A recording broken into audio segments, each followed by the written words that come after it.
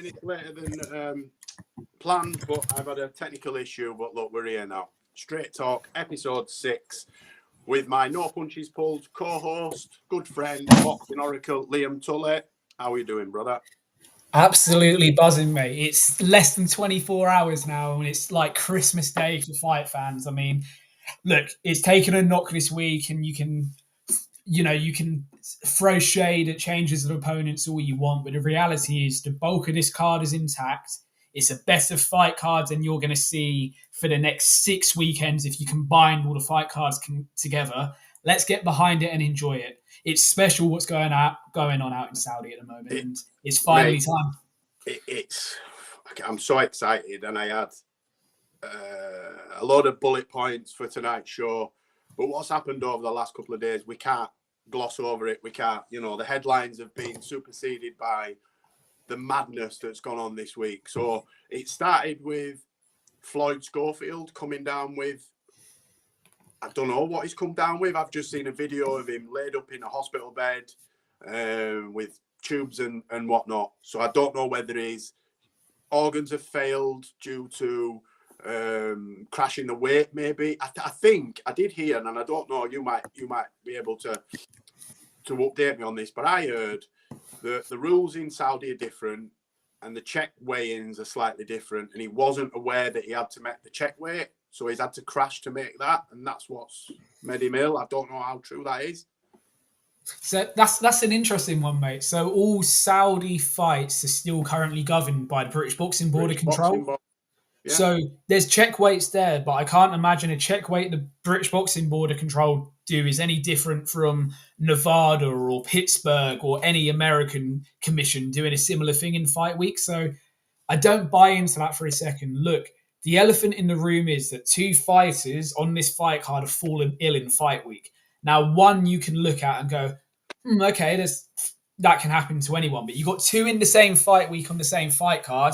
Yes, granted, Daniel Dubois is a heavyweight, so there's no weight cuts as such involved in it. But it is a bit weird, isn't it? You may be able to tell me. I can't think of a fight card where you've had, injuries are one thing, but illness has been the reason cited for both Floyd Schofield and Daniel Dubois. I nearly wore a mask myself just for talking about it, because this flu that's going round that I'm going to say allegedly has put paid to Daniel Dubois' IBF title defense. Because anyway, we'll get to that.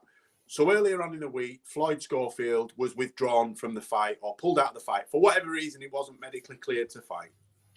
Josh Padley was in a roof wiring up some solar panels, gets a call, and he's now fighting Shakur Stevenson on 4 days' notice. Dream fight, life-changing money, fantastic. That in itself is, we see short notice fights get pulled, we're gutted, but we move on. We get to yesterday, which was Thursday, and there are rumours that Daniel Dubois is not well, and I was a bit flippant about it. I was scrolling on the way to work. I saw the headline and I thought, yeah, there's always something in terms of propaganda and scaremongering that goes on in the lead up to fights. We've got an injury in camp, we've got a cut, we've got an illness, and you can take 90% of it with a pinch of salt, especially this close to the fight. Anyway, reports then start coming out that Daniel Dubois is under observation. He's been taken ill, but he is under observation. Within an hour, that had gone from under observation, we're waiting for the doctor to sign him off, to the fight's pulled. We're looking at Lawrence Okoli, David Adelaide. I think Joshua got it offered to him. Martin Bakole. I think they were the 4 front runners, weren't they? Okoli, Adelaide, Joshua, which I don't think he even considered it Joshua, but his name was put in there because he's there, and Martin Bakole. Fast forward 24 hours, Martin Bakole's fighting Joseph Parker, but Martin Bakole is currently somewhere between Saudi Arabia and Ethiopia. He's not even there because he was in the Congo weighing 22 pounds plus. Yeah. What's his heaviest weight? I think you said last night 299.5, which was against Carlos Takam. is that 21 stone? Yeah, 21 and a bit, yeah. Yeah, he's bigger than that now. He looks absolutely huge. So tomorrow night, the core headline, if they've not shaken the card around, now I have seen a running order and I don't believe they have, this is the core main event. So the core main event, Better Behave and Bivol, sees Joseph Parker take on Martin Bucoli. Now, is it for Parker's WBO interim? Is that what it's for? So that's what I was going to come out with. So the WBO have confirmed tonight that they are keeping their interim title on the line. So after effectively throwing their toys out the pram that their interim champion was fighting for the IBF belt and saying this statement was along the lines of, as soon as his ring walk music starts, we're stripping him of the title. They've now reined themselves in and they're more than happy to put their 3% on the line for this, which, hey, look, it tells you everything you need to know, doesn't it, when 3% is being claimed like that? Look, so like you say, these rumours started going around about Schofield at the start of the week was rumours from some of the American accounts that we follow on X, and you see them and you take it with a pinch of salt. Then you see the Ring magazine. Now, I know your opinions on the Ring magazine, but because of the links that's got to Turkey, as soon as I saw something by them, I sort of went, oh shit. But because the Shakur Stevenson fight, and I know I predicted Schofield, but regardless, the Shakur Stevenson fight is the sleeper on the card. It's the one where if we weren't doing a watch along, we'd be ordering our takeaway for, we'd be walking the dog, we'd be doing something else. That's the reality. Yeah. You could live without losing it. So Josh Padley as a Brit getting the opportunity from wiring solar panels to getting an eye test done all within 6 hours and then being on the plane out to Saudi and being at the presser yesterday. Mate, I was doing solar panels myself this afternoon, hoping that my phone rang. I've got Prince Patel in my car. I mean, I can't fight for shit, but listen, I was ticking all the boxes. I was, looking to buy a new house, doing solar panels, got a gum shield in my car. Didn't get the call. I mean, I didn't see the weigh-in earlier, but Josh Padley at the press conference yesterday said that his fight kit hadn't arrived yet. So his nice T-shirts, his sponsored T-shirts and stuff were still on the way out to him, which is, it's an absolute fairy tale story. It's a great opportunity for him. Then, like you say, yesterday we hear these murmurings that Dubois is ill, and you go, well, all right, how many fighters actually get into the ring at 100% fit on fight night? There's niggles in training camp, or there's long-standing injuries that they manage through rehabilitation or injections, etc., etc. It's nothing new. And again, that about 5:05 last night, go on X, see Ring magazine citing Daniel Dubois as ill, and it just kind of stopped me in my tracks because, look, this card is strong enough to survive the fact that Daniel Dubois has fallen off. But from a British perspective, I mean, as we said earlier in the week, Sky Sports and TNT have made it sound like Dubois Park is the main event all week. Bivol and Viterbi have been cast to the side. I mean, that's just something we'll go into in a minute. It's crazy. Sure. It's crazy how it's crazy. But on some channels, it was like that fight wasn't even taking place as the main event. Mate, say it as it is. On TNT, it's like Daniel Dubois and Joseph Parker was the main event. Bivol and Viterbi was on their undercards. You hear Dubois ill, and you go, shit, under observation by a doctor. That doesn't sound too wise. And then you watch the start of the press conference, and I only saw this watching it back. If you notice, as Dev Sahini's doing the introductions, camera goes in on Spencer Brown. If you watch the chair next to him, which is Joseph Parker, you can see Joseph stand up.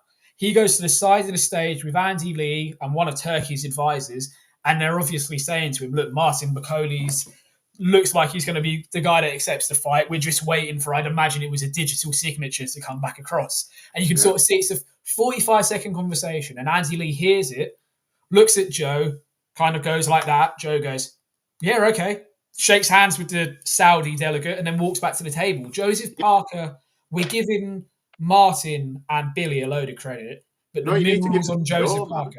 It's a totally different fight. I saw, and I think it was a clip from Spencer Brown doing an IFL interview, and Joe comes in at the back. So Spencer says, come here, and tells him there that he says, look, it's done. You're fighting Martin Bucoli.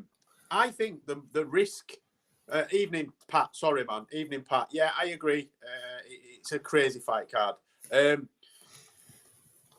Lost my train of thought then. But basically, I think Joseph Parker's taking the bigger risk than Martin Bucoli. Martin Bucoli's got naught to lose. He's weighing about 22, 23 stone. He was in Congo sipping cocktails or eating food or whatever. I'm not having a dig, meaning he's a boozer. But I just meant he was on holiday mode. I know he's from the Congo, but He works out of Scotland with Billy.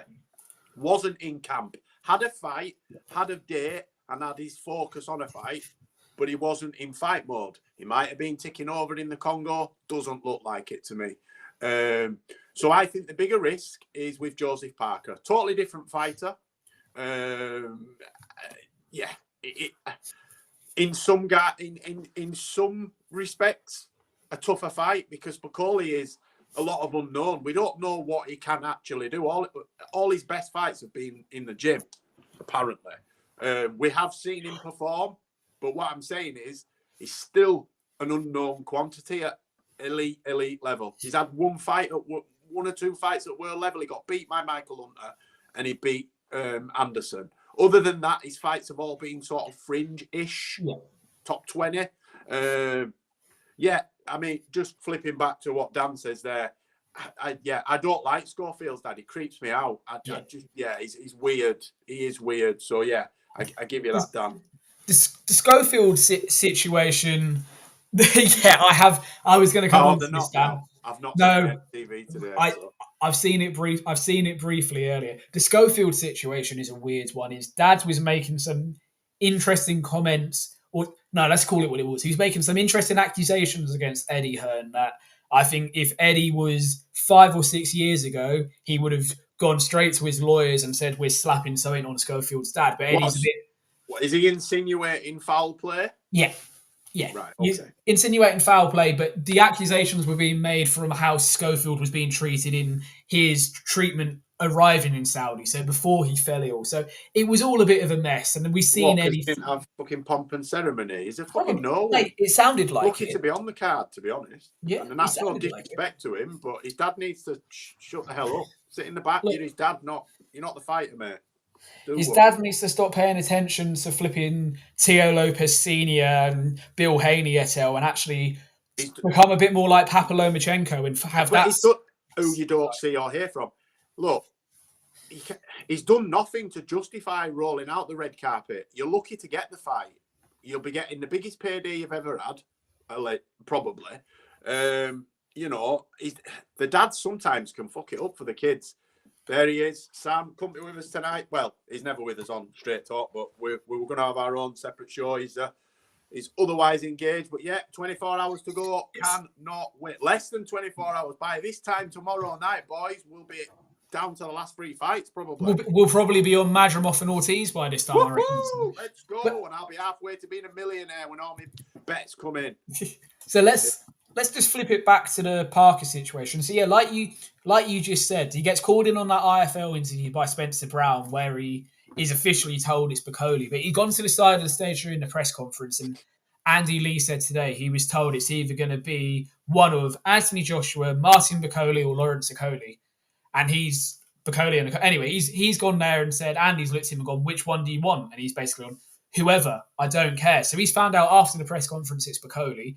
And look, it's a huge set of stones on him because regardless of Bakoli being... Sorry. Tore a strip off me yesterday for saying exactly the same thing. He did? You're on my page now, Sam. Told you. Anyway, sorry, man. Look, forget the fact that Bakoli's 23 stone-ish. Slight exaggeration, but you get what I mean for a second. He is still an unknown quantity at the top level. Even though he's beaten Jared Anderson, and let's throw the Carlos Takam fight in there because of the eyeballs that are on it, that doesn't show all of a sudden he's ready for Joseph Parker. This is his coming out party. Look, we're in a privileged position of having a conversation with Billy Nelson, 9 nights ago now, something like that. Yeah. And he was Billy Nelson in his mannerisms, but you could tell he was slightly pissed off that Bakoli was still in the Congo and not in Glasgow with him in the gym. He didn't seem best pleased that he wasn't in camp. I think he said to us, didn't he? I effing told him he needs to get There was an underlying current, wasn't there, of I'm a bit pissed off here. So, look, you're not going to say no to this opportunity. And I think I said on our chat we have with Sam earlier that Turkey wants, Turkey gets. Turkey phones you up and says, I want you to turn up in Saudi wearing a tutu dress and a leotard and I'm going to give you £6 million. You're not going to say no to it because you don't want to piss the man off. I'll do it for 3 million Turkey, by the way. Liam outbid himself. The reality is, Martin Bakoli says no to this fight. Even if he beat beats Efe Ajagba like the fight was scheduled for in May, Turkey can find a way to make his life difficult to get his world title opportunity. You don't say no to this. Josh Padley's slightly different. Josh Padley's in the position of he wants to change his life more than his career. So the money he's been offered, he's thinking down the family route. Martin Bakole and Billy Nelson are thinking all the noise we've been making for the last 3 or 4 years, this is our chance. What is it? It's now 16 minutes past midnight in the Kingdom of Saudi Arabia. As far as we know, Martin Bakole still hasn't touched down. I don't care that he's not fighting till probably 11 p.m. Saudi time. It's not good. And Dan's right. I do think on a full camp, and I said last night, anyone that wants to go back and look at the receipts, I said last night on a full camp, I still back Parker. And I back Parker on this as well.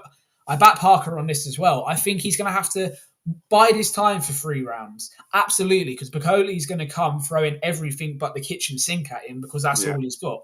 But once he's gone that and he's knackered, then Parker can settle into his rhythm. I said 9th round stoppage, and I'm sticking with it. Bakole, go on, finish what you were saying. Sorry. Bakole has 12 minutes in him if he's lucky. And I mean, look, say he touches down at midnight our time, 3 a.m. Saudi time. It's not good. I don't care how much adrenaline you have for a fight. It's not good. No, right? But they knew this making the fight. They knew, right?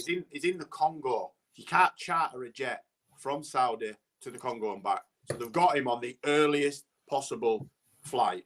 He had to change at Ethiopia. There's no direct flights. They've got him here as quick as they can. They knew all of this, and he knew all of this before they made the fight. So everyone's fully aware of the timings and shit like that. They were aware of it, so they're happy with it. It's not good for Bakole, and it all plays into Joseph Parker's hands. But remember how easy Joe Joyce knocked him out with that laboured left hook. It was nothing of a punch. No. If Bakole clips him in the first 3 or 4 rounds, he'll knock him out. I'm sticking with my prediction, and I said that Bakole will stop him in 3 rounds. I'm not confident on it, but I'm sticking with it. I've put it out there now, so I'm not going to change my mind. I very rarely change my picks. No, you don't. So I'm sticking with it. I'm happy to have egg on my face. I ordinarily do have egg on my face every bloody weekend. But I just think that Martin Bakole is going to go out there like an absolute lunatic. Well, he's got no choice. He's got no choice. Do 12. He can't do 12. All Joe's got to do is get out of 3rd and 4th gear and make him work, and he'll just absolutely blow out of his ass. That's what happened when he lost against Michael Hunter. He just couldn't stay away. Adrenaline dump, got tired, and was just getting hit with every single punch that got thrown at him. Look, so go on, mate. I think you're bang on. Look, 9 is me being generous to what we've seen from Bakole's chin so far, because the Michael Hunter fight went to point, but Bakole was getting peppered down the stretch. Yeah. But the reality is that was off the back of a full training camp, not sipping strawberry daiquiris on Monday, flying out to Saudi now. Look, it would be remiss of one of us not to mention that Parker is at a career heaviest of 19 stone 1. That is purely based on him planning for Daniel Dubois. Let's not, Parker's been in this training camp since October. He's one of Tyson Fury's chief sparring partners, which ticks over in his own camp. And him and Andy Lee have worked away in Morecambe all over Christmas, finished off in Saudi, and they're ready to go. But he is 19 stone 1, which isn't ideal for facing Martin, which isn't ideal for fighting Martin Bakole. Just on that, we all have to bear in mind as well, he's not going to be sat on a fucking Ryanair jet, cramped. He's not. You've seen a photo of him, mate. He's not. Going to be legged out. He's going to be legged out with his Gucci man bag over him. Someone's going to have to help him get those flipping horrendous jeans off because they look like they've been painted on. It's a spray on polo as well, surely. That polo. Awful. But look, God love him. The man did what Joshua didn't have the balls to do. Because let's be real, Joshua got offered the fight and said no. He'd rather sit eating camel and drinking camel milk and shaking hands and shit, right? You said you wanted your title back. There's your opportunity to get back in the mix there against the guy that you've already beat. And you said no. I'll tell you why you said no. Because he ain't confident of beating Joseph Parker again. If AJ had fought Parker, I would have backed Joseph Parker 8 days a week, mate. 8 days a week. Just finishing the point I was saying, and I want to say something on this. Sorry, man. No, you're all good, mate. Parker being this heavy was purely for Daniel Dubois. So you got to caveat it with Bacoli being 23 stone-ish. Again, we could be slightly exaggerating, but let's go somewhere between 21 and 23 stone. Parker's at 19-1. How bad he looked against Joe Joyce when he was 18 stone 8, around then I think it was. It just doesn't bode well when we know that Bacoli is similar to Joe Joyce in the fact that he plants his feet and he's a pot shotter. I know you know what I mean when I say that. It shouldn't matter because of everything that's gone on this week. But it's got to play in your mind. I mean, look, I'm sticking with Parker. If Martin Bacoli does it, I will be absolutely doing my nut, like you will be, like Sam will be, like the whole boxing universe will be. But it's just not going to happen. And just something for all the people I've seen moaning on social media today about, so you can get Martin Bacoli in to replace Daniel Dubois, but we're left with Hugh John Kim to fight Inoue on short notice and Josh Padley to fight Shakur Stevenson. When you're a heavyweight, you can literally weigh anything as long as it's above 14 stone 4. That's the only jurisdiction. Any other weight class, you have to be approved by a board of control, in this case, the British Boxing Board of Control, to say that you can make the weight safely. It's not just the fact of, okay, we want another champion that they can come in. If they're not going to make the weight safely, a board of control can stop them doing it. Any other weight division above 175, it wouldn't have happened. The fight would have got pulled. Any weight division above light heavyweight, they would not have allowed a fighter to crash weight that close to a fight. They just wouldn't have done it. And look, I'm going to be honest. I'm not an overly big fan, seeing the shape that Bacoli's in, that he's going into the ring tomorrow night. I think the long-term damage to his career from the beating I think he will take tomorrow as the fight wears on is hugely detrimental because he's going to lose his IBF mandatory, you'd expect. But that's why he's took it, because he can afford. Of course, it could have huge knock-on effects, but I'm not, the only reason the Board of Control have waved this through is because it's heavyweights. No one else would you look at someone that out of shape from their normal fighting weight. Absolutely not. Let's remember, Bacoli at his heaviest is 3 stone lighter than he's looking at being for this fight. Yeah. But any other weight class, that would be, you're talking 4 or 5 weight class differences. But because it's heavyweights, it's allowed to happen. Heavyweights are special. Bacoli could land an absolute howitzer in the first 40 seconds and Parker sprawled out on the canvas and Billy Nelson and Martin Bacoli got the homecoming of dreams in the Congo. That could happen.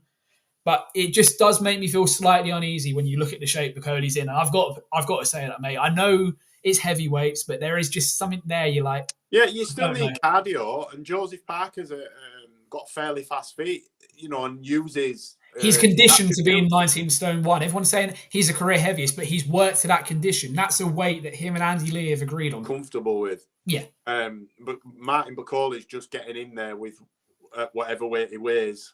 He's done absolutely zero preparation for this fight. He's done no training. He'll have a little shake off. He hasn't got time to do anything. He's got to get to Saudi, have his medical, get weighed in, and then get some rest for tomorrow night. It's not a good situation because, like we said, if he's getting weighed in for it, he's getting paid, right? Fantastic. And that's what it's all about. Prize fighters, yada, yada, yada. But they're also about legacy. And Billy Nelson has told us, and anybody that will listen, it's about being a world champion. He's beat them all in sparring. He'll beat them all on the day. He's better than them all. He's the best. He's the bogeyman. He does them all. Fantastic. But is that good that if he loses tomorrow night, nobody is going to want to fight him? They're not going to want to take the risk, and he will end up being cast out. He's been cast out anyway. It's took him. I don't think if he wasn't, Billy's got him. It's down to Billy. Billy's the mouthpiece, and I don't mean that in a disrespectful way, Billy. But Billy's got the platform, the know-how to market Martin, and I don't think if Billy were involved with Martin, we wouldn't know who he was. But I think if he loses, we could see Martin Bacoli maybe walk away from the sport in 12 months' time. Yeah, mate, look, Martin Bacoli, before tomorrow night, is the chief member of the Who Needs Him Club, without a shadow of a doubt. And that's when he's on a winning run and he's in a position to fight. no boxers are avoiding McCauley anyway. If he loses tomorrow night, they've got the excuse of, well, he lost to Joseph Parker. No one's going to remember the particulars of it was on Absolutely 48 hours not. notice, etc. Not good enough. The optics will be he lost to Joseph Parker. Absolutely. And is Martin McCauley going to want to have to go back to fighting 8-rounders to build himself back up? I'm saying I think he might retire. I don't. Rope-a-dope, yeah. But the shot that Parker got chinned by Joyce with, he didn't have to sit down on it. He just threw it wasn't even a looping left up. It was a cuffing shot. Obviously, he was fatigued by that. But I think it's round 11, wasn't it? It was late in the fight. Round 11. We will see Martin sit down on his shots. He's got no choice. He's going to have to give everything he's got for as long as he can. And then if you can't get him out of there, he's just going to have to try defend for the rest of the fight and point score, because I would be very, very surprised if this is a close 12-round fight. Very surprised. Would be happy to see it from Martin, but I'd be very surprised if he can go blow for blow with Joe for 12 rounds. I'd be shocked. He would be the cardio king if that was the case for me. Look, we're kind of repeating ourselves now. It's incredible situation. Fair play to Billy, fair play to Martin, fair play to Joe and Andy Lee as well. Let's not forget them in all of this. Joseph Parker was a slight favourite with the bookmakers to beat Daniel Dubois. He's not as big a favourite with the bookies, considering the timeline, as I thought he would be against McCauley, but he is a favourite. Joseph Parker needs to win this. Look, he's lost a world title fight, but the positive for him is by defending his WBO interim, for the little that's worth, he's staying in a relevant position. He's not being completely cast aside. I just have my reservations about seeing McCauley in there. It's not going to look pretty. It's not, even if Joseph Parker wins, it's going to have shades of Andy Ruiz look against Joshua at MSG. I know that was 10 days notice, but you're looking at a similar thing here back in 2019. If he wins, look, we'll get Billy and Martin on with Sam and we'll flipping laud them and call it one of the greatest performances ever, because that's where it will rank. But nothing looks good. The fact that he didn't make this, I know it was only a ceremonial weigh-in, but the fact he wasn't there for that, the fact that he's as overweight as he is, it just isn't the best look. No, it's not. But look, we're intrigued by it. I'm very intrigued by it. So let's move on to something off the back of that then. So Daniel Dubois got flu. And in the lead up to the fight, they've been talking about Usyk. Usyk came out the other week and said he's got 2 fights left. And he wants his belts back. But he wasn't pressing for the Dubois fight. Even when Dubois jumped in the ring and called him out and said, I want my revenge, etc., etc., etc. But then today, off the back of the announcement of McCauley fighting for, all of a sudden now he wants to fight Dubois. Now, I'm not accusing anybody of anything, and I'm not making any allegations, but I will say that it just seems to be working out absolutely perfect for Dubois versus Usyk 2. What do you think about that, Liam? What's your take on it? It doesn't look good. Look, Usyk done an interview going around the London Eye week before last, where he said, I've got 2 fights left. He was asked about Dubois, and in a way that only Usyk can get away with saying in English, it was along the lines of, it pissed me off. Yeah, mate, and just on this, Dave, that's true. He did swallow a wasp, and he had to come out there and fight aggressive against Takam and get it done inside 3 rounds. That's very true. He'll need something similar on Saturday. That tomorrow night, that's the reality. Going back to this, look, Usyk basically said, what Dubois done pissed me off. That was my moment. I would never do that to a fighter. It's not my time. Yeah. Andy Scott went, so you want the rematch? He said, I want my belt back. So in his mind, he was basically saying, I don't care if it's Joseph Parker or Daniel Dubois. Wants the belt. He just wants the belt. Do I think that all of a sudden the propaganda machine spinning a Dubois-Usyk fight for the summertime just after he pulls out of this fight with Joe Parker is coincidental? I'm not naive. I know why this has happened. Do I think the fact that Sky Sports are already spinning it, that Queensbury have loosely mentioned it on the weigh-in show today? No. Look, Turkey wants, Turkey gets. Turkey wants a Charlie and the Chocolate Factory built in Saudi. He gets a Charlie and the Chocolate Factory built. Turkey wants Usyk to fight Dubois. He gets it. Even if they have to pull a stunt like this. I mean, it's a fucking complex stunt to have to pull, isn't it? Now, I'm not saying they have pulled a stunt. Let's just reiterate that. But the way this machine is spun so quickly, and now all of a sudden it's that. Like it were there, ready and waiting. Come on, man. Like, boxing fans can be fickle people. We can forget what we saw last.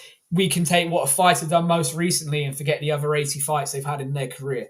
That is true. But treat us with a bit of self-respect and integrity. Like, come on. We all know what's happening here. We all know Usyk's desire to win to become a 3-time 2-division undisputed champion. That's history beyond anything that anyone else has achieved. I'm happy to be corrected on that, but I don't think 3-time 2-weight has ever been done before. And Daniel Dubois is a much more marketable fight, if that makes sense.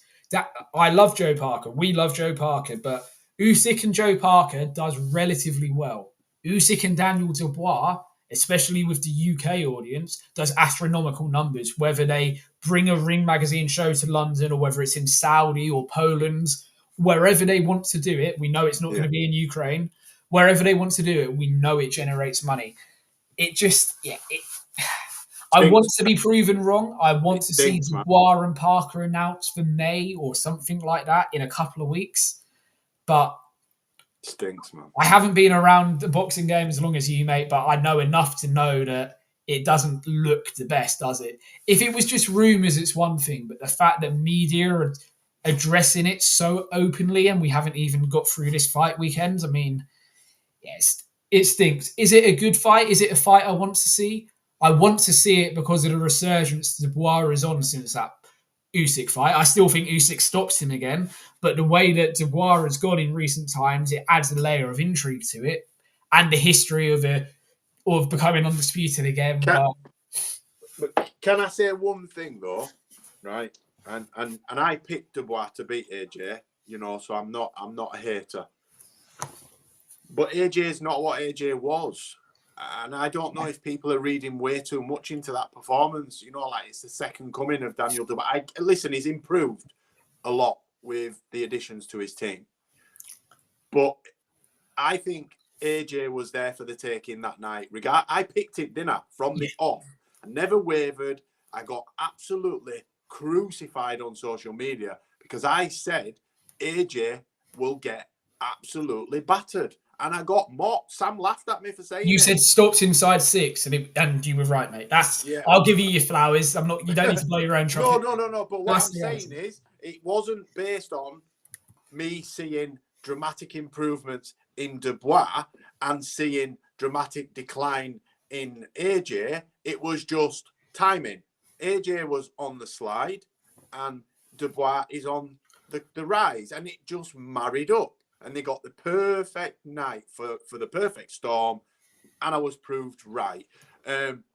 So the Usyk fight, the second one, if Dubois gets the second fight with Usyk, I think it'll go even quicker than it went last time. I think Usyk will just deal with him, especially now he's pissed off.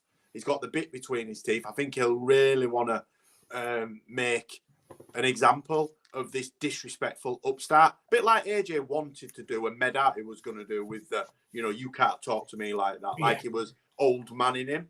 I don't like it. I just don't like that. It stinks for me. And I've been in and around boxing, and I'm talking about on the inside where I have seen, I don't want to say I've witnessed corruption, but I've seen as close to corruption as what it could be without getting anybody in trouble. Yeah. It's a shit sport, man, on the inside. It's awful. Yeah. I just want to touch on something you said a minute ago that are people reading too much into what Dubois done to AJ, and you've nailed my point here, Dave. AJ's on the way out. He's part of the generation of heavyweights that are moving on. Dubois is the new guard. Does him stopping AJ at Wembley show that he's the new king of the mountain? Absolutely not. Was it done in more emphatic style than 95% of people thought he would do it in? Yes, absolutely. There's no denying that. If you add it to what he's done, does it make him look good? Really? Yes. Yeah, but for me, if he beat Joseph Parker tomorrow night, that done more for me than the Miller, Hrgovic, and AJ victories combined because of the pathway that Joseph Parker's been on recently, if you understand what I mean. No one's questioning Joseph Parker as what's he got left, as being over the hill like people were with Joshua. Everyone knows that Joseph Parker is in the best form of his career with the best team around him, and this is the time for him to become a world champion. Forget the fact he's already been a world champion. This is his time. So if Dubois managed to come through Parker tomorrow night, which I hadn't backed him to do, and I know you hadn't backed him to do, it would have shown me more than anything he's done previously since the Usyk fight. It's just, look, we know money talks in boxing. I mean, Saudi's a prime example of money talks in boxing. But if it happens and if Usyk and Dubois gets announced, say by April we got Usyk and Dubois announced for the summer. Let's go to May. Let's be realistic with how Saudi do their announcements.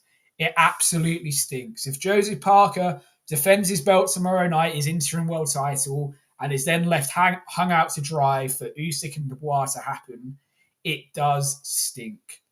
I don't care if this plan was always in place and was going to come out after Dubois won. The reality is Daniel Dubois hasn't won a fight. He's not even fought because he's come down with flu and he's been told by a doctor he's not allowed to exert himself into a fight. No one has any issues with that. To be medically ruled out of a fight, we're not medical professionals. We don't know the full ins and outs. We can only agree with a doctor's decision because too many times in this sport, we've seen doctors not do their jobs and we've seen the consequences of what happens. We've seen it very recently, not a doctor's fault, the John Cooney situation, but we've seen what can happen in this sport very, very recently. Yeah. You know, at least try and pretend Sky Sports, TNT, etc., that there isn't something going on here. At least allow it to marinate, let Dubois come out and make a statement about how unwell he's been and then talk about this fight. To be doing it still in and amongst this fight week is just a little bit disrespectful. Yeah, no. Sam, I agree. People were saying AJ 2.0 upset me, but yeah. And it comes back to the recency bias, mate, that I was talking about earlier in relation to boxing fans in general. Didn't matter who the guys that Joshua beat were, you know, if all the guys who Joshua beat were under Ben Davison, he looked phenomenal. There's no denying that knockout of Francis Ngannou will be on a highlight reel for Anthony Joshua that gets shown in 20, 30 years' time when they're talking back through his career. There's no denying that. However, in the context, it's the mixed martial arts fighter, the UFC PFL heavyweight champion Francis Ngannou. Yeah. It's not a heavyweight boxer. No. The Robert Helenius fight was a 6-day replacement who has subsequently failed a drugs test and is still banned from fighting. Like, there's context to all of it. Otto Wallin, well, we saw what Otto Wallin really is against Chisora not 2 weekends ago. Yeah. Like, don't get me wrong, I was on the train at the time, and I don't want anyone to come back saying, Liam, you're all over it. I know I was all over it in the moment, but when you actually step yourself back and look at it, Daniel Dubois was on the better path, and Anthony Joshua had just been circumnavigated in a really, really clever way by Eddie Hearn, by Turkey, because Turkey handpicks Bar Helenius, Turkey handpicks Ngannou for him, Turkey gave him Wallin, etc. And then he was gifted an IBF title fight by the governing body that gifted him a world title against Charles Martin in only his 13th fight. You know, that's the way we're talking. Yeah, look, at least get out of fight week before you start saying that Dubois Usyk is as good as done. Do I begrudge Usyk doing this? Absolutely not. The man is incredible and he deserves to do whatever he wants to do. But treat Joseph Parker in particular with a little bit more respect. Because Joseph Parker, for many people, including British media, by the way, was the favourite for tomorrow night against Daniel Dubois. A lot of them will go back on it now, but he was the favourite. I backed him myself. Yeah, just briefly there, Moses Atama, I think his name was mentioned briefly yesterday. Yeah, it came out of Frank Warren's mouth and then quickly was retracted when he thought about what that could do. Do you mean fights the loser of? Oh, he is. Fuck off, Dylan. Dan, do you mean fights the loser of Parker and Bacoli or the loser of Usyk and Dubois? I'm just trying to clarify where you're coming from here. If you mean the loser of Parker and Bacoli, then yeah, all day long, that's the right option for him. And if you remember, I have said earlier in the year, I'd throw Moses in with whoever loses out of Dubois and Parker.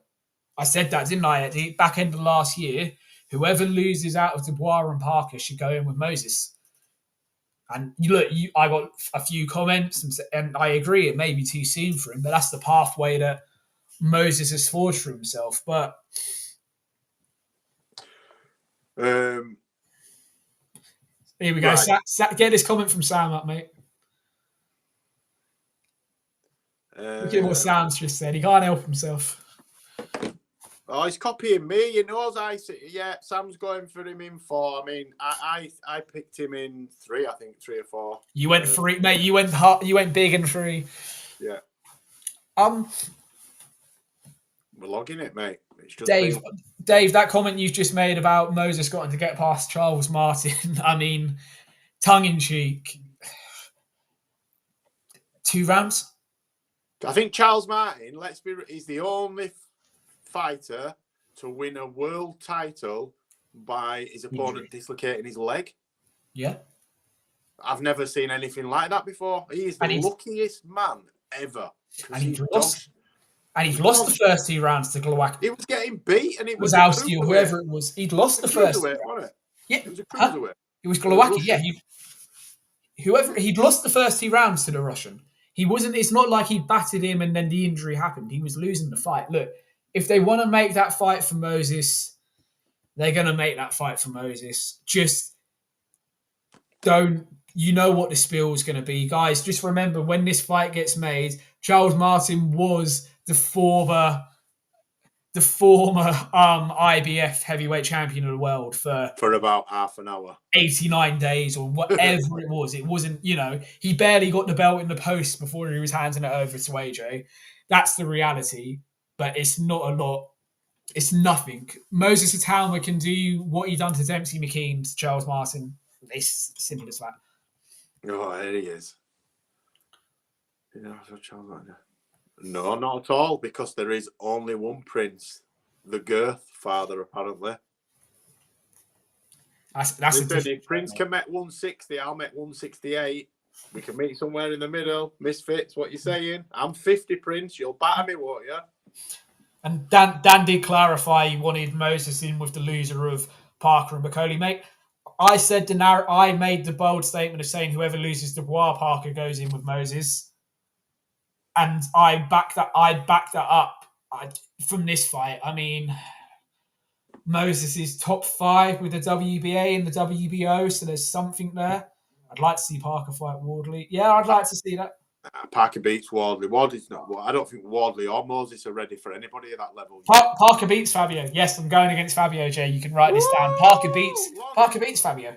That's the reality. Fabio needs a fight or 2 first. Somebody like Charles Martin or even a Wallin or a Lenius. Just somebody, just not quite there, but just under, There's a Wardley announcement coming soon, according to Frank. Something for June, and it sounds like Portman Road are giving it the all clear for a stadium fight. So it's either going to be a big one then. It's either going to be vacant European title or it's going to be Pulev. That's where I'm going with it.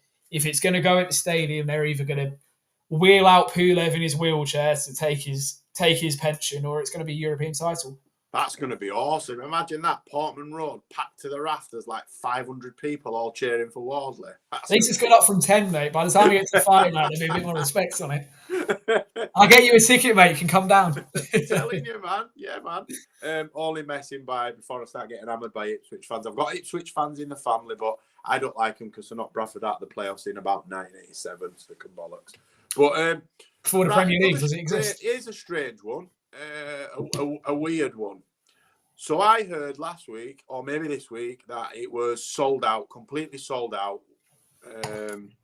25,000 seats sold out. Today, they've changed it to a smaller venue, apparently for atmosphere. So it's now only going to be a 6,000 seater. So does that mean 19,000 people get their money back and can't get it? It was never sold out then. Or I'm assuming it was all complimentaries, and corporates. Because you can't just turn around the day before and say, oh, by the way, I know you've got a ticket and you've flown to Saudi, but yeah, you can't come in. It's mental. What's gone on then, Liam? Or what do you think's gone on? I've seen that in one place. The same. So I saw that just before you shared it. Sorry, that's Dan and Sam are both suggesting Pulev for Wardley. I think it's Pulev, mate. I think the WBA champion's going to come claim his pension in Sleepy Suffolk. I think that's what's going to happen there. They all turn around and come home. I'm on it now. Yeah. I think I saw that article from one place, and it's not a social media account that I've seen come up with stuff before, so I'm kind of holding it with a pinch of salt. So the first thing I've done is go onto BoxRec, go onto Matchroom, go onto Queensbury, look at people involved with the fight, and everyone is still saying it's the Kingdom Arena. You then listen to Michael Buffer and Thomas Triber at the weigh-in. They both say the Kingdom Arena. Right, okay, so I've just read bullshit. I think, mate, look, someone's having a very good joke about how bad this has gone for Saudi this week. But the reality is there's two arenas in Riyadh. You've got the Kingdom Arena, which is the big one. And then you've got that small one. And then you've got that small one that they use for the Latino night card that Billam Smith was on against Cerdo. So, yeah. But that's not it like that. They can't change it. It doesn't matter that you've lost fights on it. The infrastructure around for the amount of fights on the card, you need the Kingdom Arena. It's all set in stone. It'll be done. It'll be set up. The arena will be set up. Mate, you've not seen anything from Ring Magazine, which, like we said, with the news of fighters pulling out earlier, when it comes to these Turkey stuff, I treat as gospel because he's not going to allow something to go in Ring that isn't true. And everything official is still saying Kingdom Arena. Someone's having a bit of a funny on social. Was it Boxing Scene? I don't know. Sam, if it's true, mate, then how are you getting... There's a lot of people that have gone out there. So how do you solve that problem? That's what I mean. Could you imagine if you've spent, I don't know, what's it going to cost you to go somewhere like that? $5,000 in total with your tickets, maybe? More than that, probably. Probably more than that. But let's say you spent $5,000 and then you just find out the day before that they're moving it and your tickets, because let's be honest, the 6,000 are going to be for the most important people, aren't they? So heads of state and corporate sponsors and important people. You'll get 1,500 real fans in there if it's 6,000, if that. Yeah. It's crazy that if they've done that. It's absolute madness if they've done that. Look, bring on the first shots of an arena for tomorrow coming through at about 1:30 our time when, you know, they're doing the setting the scene shoots. And if it's a smaller arena, I'll hold my hands up and say, okay, they have done it, but I don't see it happening. Look, was enough people going out for Floyd Schofield and Daniel Dubois to all of a sudden warrant? You get what I'm trying to say. There'll be a couple of hundred for each that have travelled. It's expensive. It's not the kind of. Mate, the Russians are there in force. You heard? I'm not sure if you had sound on earlier. The cries of Beterbiev and Bivol at this weigh-in earlier. The Russians are out in force. That's enough to fill a 6,000-seater arena. You need the Kingdom. I hope it's not being changed. I mean, what does that say if they have changed the arena? Just hypothetically for a second, Turkey's trying to say, okay, so you fighters aren't good enough for the big arena, so you're going to fight in a substandard. You get what I'm trying to say? Yeah. It made sense for Latino night because it wasn't a pay-per-view. It was something different. But this is, your pay-per-view. This was meant to be the greatest fight card of the century. Too expensive. Turkey's giving us the great fights, but he's not giving us the great nights. The atmospheres. Turkey should be travelling round and bringing Riyadh season to London, like he's done previously, but do more of that. The Saudi fights, you don't get the crowds, you just get the corporates, the rich guys, oil guys, just sat there clapping and fanning themselves. They can rent a crowd. Listen, Turkey, I'm your guy. Me and Liam will get you a crowd, mate. Just give us a budget and we'll sort it. I'm there, mate. As long as we're including your numbers, Turkey, with her. From Dan, random one, guys. Do you think we'll ever see Tank on a Riyadh card? Not in the next year or so, unless he gets out of his contract. Unless they buy PBC. There's two issues with Tank. You just raised one, which is PBC, and the second, he's got an ongoing court case, which is 2 weeks after the Frank Martin fight. Tank Davis is going to do another disappearing act for 3 or 4 months. We might go to jail anyway. He might go to jail. Yeah, we'll see him again at the start of next year. It will be one of those things where Tank wins by explosive knockout next week. Do you know what? Can I be really honest? And I thought about this today, believe it or not. I would not be surprised if this is the next one is one of Tank's last fights. I think he might just walk away from it. He's got a load of money. He's done decent. I think he might just walk away. I don't think he's bothered. Tank's not bothered. Tank Davis, unfortunately, for all his talents in the ring, we know him to be we know him to be a deplorable individual in life. Let's just say like that. There's enough evidence there. There's enough from the 2 prison stretches he's done and the other things he's used his money to get out of to support that. That's not me speaking out of turn. Yeah. Boxing for him, when he was with Floyd Mayweather, boxing for him was keeping him sane. Now, I don't know what's there for him. He doesn't care about Saudi. If he cared about Saudi, he would have been screaming from the rooftops last year trying to get on these cards. And Turkey would listen to him because Turkey loves the big mouth. And he's in a division with Devin Haney, Ryan Garcia, etc. that Turkey's got interest in.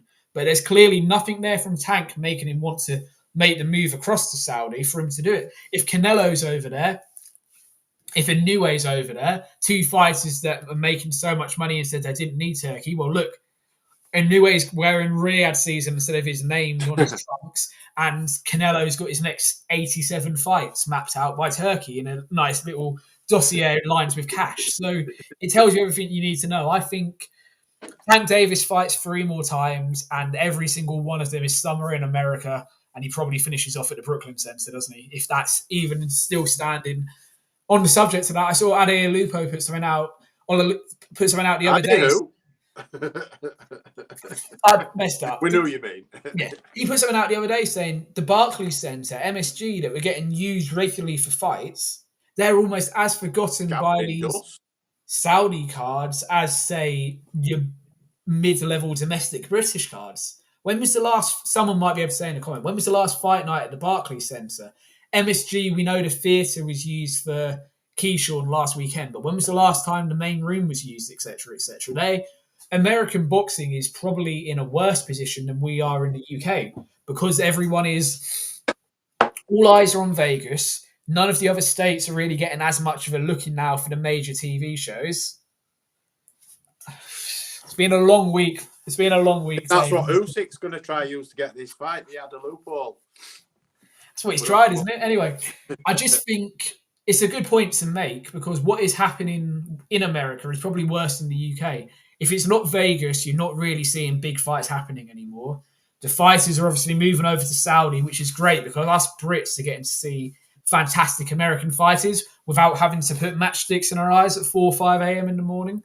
But we talk about what's happening in the UK. You've got to look at America as well. That next generation of Americans coming through, is there going to be anywhere for them? Because Vegas still requires big money and big bucks. You have to have a certain je ne sais quoi, a certain star quality about you to get out there. No one's putting 5 and 6-0 prospects on a MSG card like they would do at, say, the Barclays Center or something like that. So it's something else to consider, isn't it, mate? Like, what is going to happen with American boxing? I mean, it's not in the healthiest of states anyway. I mean, no, going across the UFC. Right? Sorry, mate. Going across the UFC 10 years ago, half of the division's champions were all Americans, and the other half all had number 1 contenders as Americans. Now. There's none now. It's all your Dagestanis, your Eastern Europeans, Brazilians, etc., etc. The rest of the world is slowly catching up with America, and we know Americans lose interest. As soon as they want to stop putting money into sports, it dies. It absolutely dies on its arse. And I'm not saying that's happening with boxing, but with the Saudi money as well, it could be, couldn't it? I will just say for anybody watching that is the first and last time that the je ne sais quoi will ever be used on Straight Talk. It's not in my vocabulary. It's obviously in Liam's. But yeah, I just apologise for anybody that's been offended by our use of French. Anything else you'd like to cover, Liam? Saudi's pretty much taken over all the headlines this week. We have got some big fights coming up next week. We're going to save that content for during the week for the three of us. But is there anything in particular that you want to discuss before we call it a night? Look, let's touch on Junto Nakatani on Monday. He's become.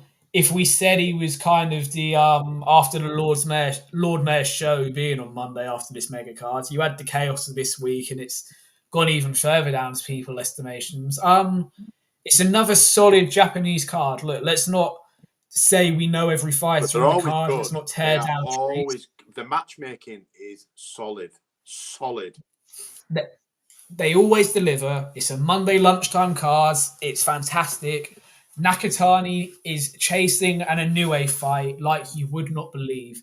We know he's fighting Picasso. Well, I say we know. If you believe Sleepy Bob Arum, then he's fighting Picasso in May in America, isn't he? And then he's going to come back at the end of the year in Japan to fight. They haven't said yet.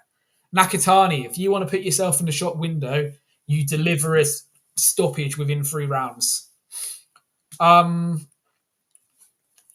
Frank Sanchez's opponent. Bear with me 2 seconds.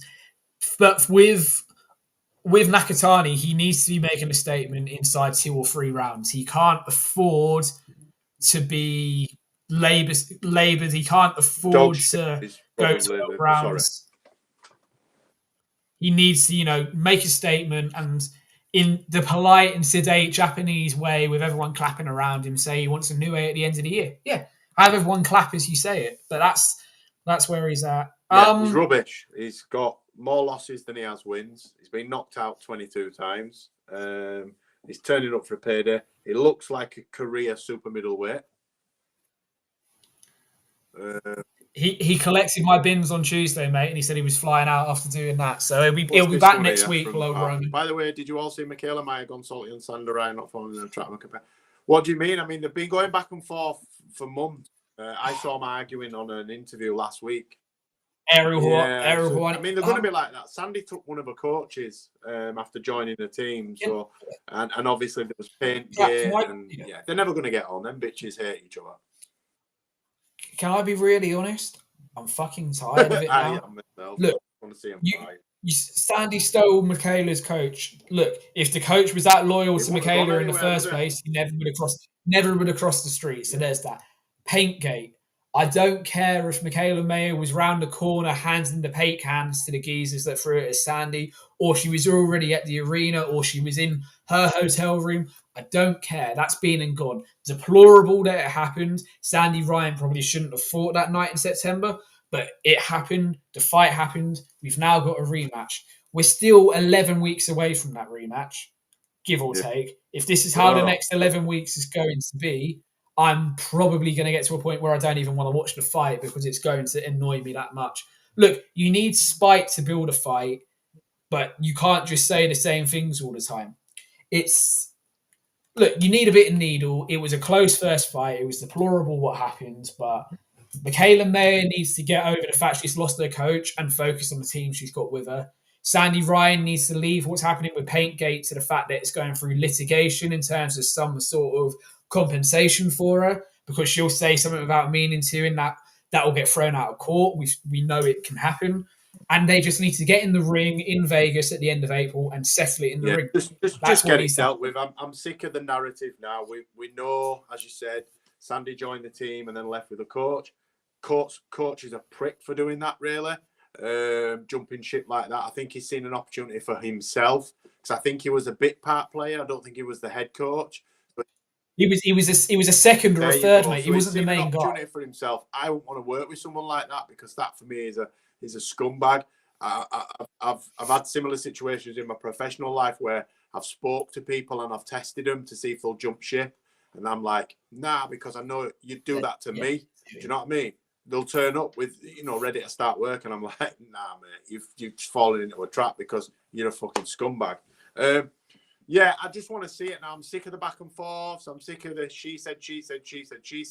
Just put them in a ring and let's, because as you said, Liam, it's going to be a long 11 weeks if we've got to go through the endless back and forths. We'll go through some of these. Sorry, mate. One thing I do want to say is, other than saying it's going to be in April in Vegas, you've not given us an exact date. You've not given us a venue. You've not given us any sort of, is it a Matchroom show? Is it a top rank card? You've not given us anything. If you were trying to build this fight purely on Coachgate and Paintgate, it's not going to work. It's gone to Vegas. Look, Vegas can do well for fights and it can do shit for fights. And this is starting to fall on the latter category if it carries on. Anything else you want to comment? Over here, mate. I think it was going to be over here, but Michaela dug her heels in and say, well, I'm now the champion. I got shafted the last time I came over against Tasha Jonas. I'm not doing it. Yes, Jams. We've been chatting Saudi. Thanks for joining us. We're just pulling towards the back nine at the moment. Saudi's pretty much taken over everything tonight, really. Extra security this time for Sandy. It shook her up. Yeah, as I said, it affected her. Definitely affected the outcome of the fight. Well, say the outcome. I'm not saying Michaela wouldn't have won. I actually thought Sandy nicked it, but that is what it is. I'm looking probably British bias, but I've watched it 4 or 5 times now. I think Sandy won that fight, but she will not have boxed to the best of her ability because I don't care. Yes, it was only pain, but when the initial shock of that happening, she will have had the biggest adrenaline rush, then dump, and then is expected to go and defend a world title. Nah, mate. They should have pulled her, really. They should have pulled that fight. But, hindsight's a wonderful thing. So, but sorry, going back to Monday, I'm really looking forward to Monday's card. I know it's probably going to be an anticlimax, but I am really looking forward to that card because the Japanese cards are there's always nuggets of gold in there. We will get some really, really good fights, and we'll probably see somebody that we didn't know that we will then look for further down the line. So yeah, I'm excited for it, man. One more thing I want to cover, and as soon as I say which governing body this is, people will switch off. But Maurizio Sulaiman has announced and confirmed his plans for the Grand Prix tournament. So for people that haven't heard, it's 4 weight categories. It's 32 fighters per division. They have to be 26 or under. Basically, round 1 is a 6-round fight. By the final, it's a 12-round fight. It's a Saudi cash grab. It's going to be hosted in 5 cities across Saudi Arabia. So you got Jeddah, you got Riyadh, you got Diriyah. That's as far as my Saudi city knowledge goes. If anyone wants to help me out there, it's a Saudi cash grab. Do I agree with the concept of it? Absolutely, because you're going to force all the best under 26 fighters in each weight classes to come together and fight. I absolutely love it. But try and dress it up a little bit that you're not just taking the kingdom's money to, fund your own governing body. That's all that is, mate. I was excited. I liked that they were going to start with 6-rounders and build up through each round in the tournament. Then I saw it was all going to be in Saudi. Look, you know what it is. It's a cash grab that is going to line the pockets of the WBC more than it's going to benefit the fighters. If you disagree, if anyone in the comments disagrees, but that's how I feel about it. I totally agree. It's a cash grab, as you said. The concept is a fantastic idea. It forces the cream to rise to the top. I like the idea of them starting at less rounds, 6-round fights, because some of them will be slightly less experienced than others, and then they lead up to a 12-round fight. So is there going to be a belt on the line at the end then? There's some sort of unique trophies to the tournament. So guess what? The WBC, like they've done with this weekend, they're going to make up another belt. Remember the WBC Diamond belt that was around for 3 or 4 years, going back 8-9 years now. Lomachenko has one. Krolla fought for one, didn't he, against Linares in both his fights? It's a load of BS. Look, let's finish on a positive. The main event tomorrow. Woo! We know which way we're going to lean.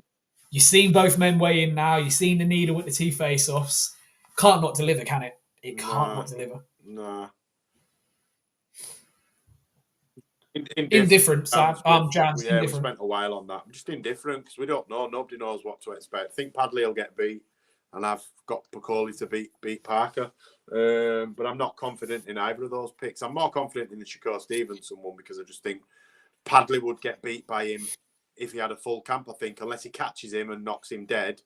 And the Piccoli one, I think if Piccoli can jump on him quick enough, there's a chance he'll knock him out. But I probably would see Parker eking out either a mid to late stoppage or wide points. But I don't think Martin will get to 12 anyway. Just quickly on Padley for Jams.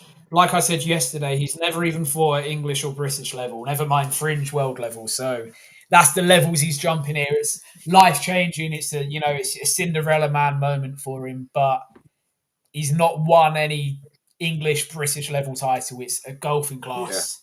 Yeah,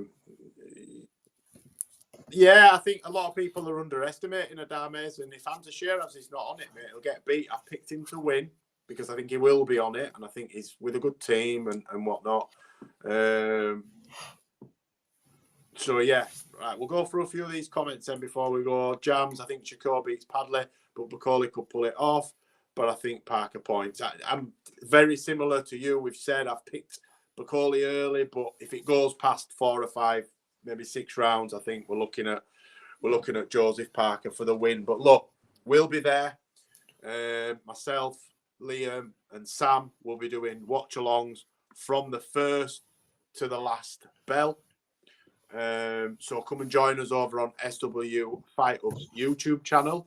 I just want to shout out a few people that have joined in tonight. Sam, obviously, Jams. We've got Rope-a-Dope, Boxing Podcast, DJ Pat. Thanks again, Pat. He's always showing the love and support. So thank you, everybody. Dan Evans, everybody that's interacted. We appreciate you listening to us to drone on endlessly about how much we know about fight sports. Liam, as always, brother, thanks for joining me. It's been an absolute pleasure. Anybody that's not following Liam, it's Liam_Tully9. But you can also catch Liam's Fight Night picks over on its new home of Jay's Fight Talks YouTube channel. That's usually going to be Wednesdays. Is it? Are we going to stick with Wednesdays, Liam? Yes, Pat. Yeah, we'll stick with Wednesdays, mate. So always be out on a Wednesday, late morning, early afternoon. Make sure you get there. The Rope-a-Dope podcast boys, the 2 Daves, are going to be my guests next week. So make sure you get onto that. To go on Rope-a-Dope. I think it's the weekend after Tank. The week after Tank. I think the 3rd. You're enjoying it. So I'm looking forward to that. We've been meaning to get together for a while. Thanks a lot, Sam. We'll see you tomorrow, brother. Again, I'd just like to thank everybody that sat and listened and watched and interacted. It's not a show without the interaction. It's what gives us the fuel to do this. So thanks again. As always, like, comment, share, and subscribe. Keep punching. I'll see you soon. Cheers, everyone.